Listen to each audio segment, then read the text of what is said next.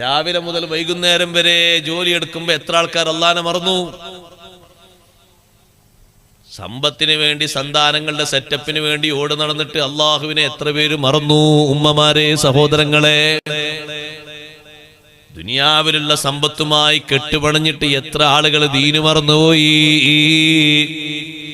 ദീനിന്റെ നിയമങ്ങൾ മറന്നുപോയി. സമ്പാദിക്കുന്നിടത്തും ചെലവഴിക്കുന്നിടത്തും വരുന്ന കൃത്രിമങ്ങൾ കാരണം അല്ലാഹു തആല പഠിപ്പിച്ചത് എത്ര വിസ്മരിച്ചുപോയി. ഏതെങ്കിലും ഒരു തവണ സഹോദരാ, നിന്റെ ജോലിയുമായി ബന്ധപ്പെട്ടിട്ട് നീ നിസ്കാരം ഒഴിവാക്കിയിട്ടുണ്ടോ? നിനക്ക് കൂടിയുള്ള ഉപദേശമാണ് പ്രിയപ്പെട്ട പെങ്ങളെ.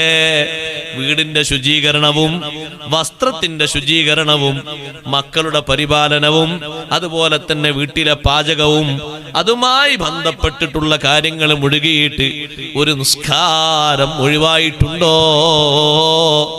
ഒരു നിസ്കാരം ഖളായിട്ടുണ്ടോ? നമ്മളോട് അല്ലാഹു പറയുന്ന താക്കീതാണ്, മുഅ്മിനീങ്ങളെ വിളിച്ച് അല്ലാഹു നൽകുന്ന ഉപദേശമാണ്.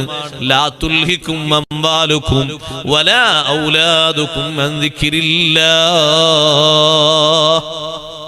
നാട്ടിലേക്ക് വരാൻ, വിദേശത്തുനിന്ന് മക്കളൊക്കെ കാണാൻ, സമ്പാദിച്ച സമ്പത്ത് കൊണ്ട് ജീവിതമൊക്കെ ഒന്ന് റാഹത്താകാൻ, ഇവിടെയുള്ള കുറച്ച് കാര്യങ്ങളൊക്കെ ഒന്ന് ചെയ്യാണ്ട്, അതിനൊക്കെ ആ വരുന്ന വഴിയിൽ അവിടുന്ന് ഇങ്ങോട്ട് ഇതുവരെ എത്തുമ്പോ കാവൽ തരുന്നതാരാ? അല്ലാഹു തആല.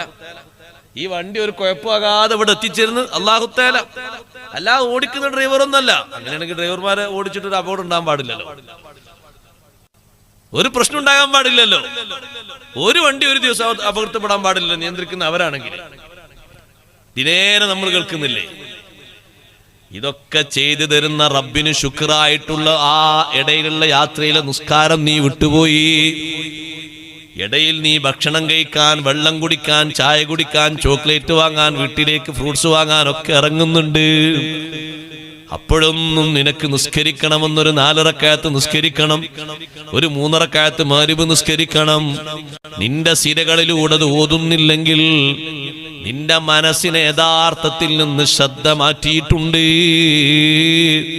ഈ വഴിയിൽ നിന്ന് ബഹുദൂരം നീ അകലെയായിട്ടുണ്ട്. സഹോദരങ്ങളെ, സമ്പത്തും സന്താനങ്ങളും അള്ളാഹുവിന്റെ മാർഗത്തിൽ നിന്ന് വ്യതിചലിക്കാനുള്ള കാരണമാകരുത്. ഒരാൾ പോകുന്നു, അയാളെ മകന് വേണ്ടി ഒരു ജോലിക്ക് വേണ്ടി അപേക്ഷിക്കാൻ പോവുകയാണ് ബാംഗ്ലൂരിലേക്ക്. ഉദാഹരണം പറയാ, ബാംഗ്ലൂരിലേക്ക് പോകുമ്പോ മകനും ബാപ്പയും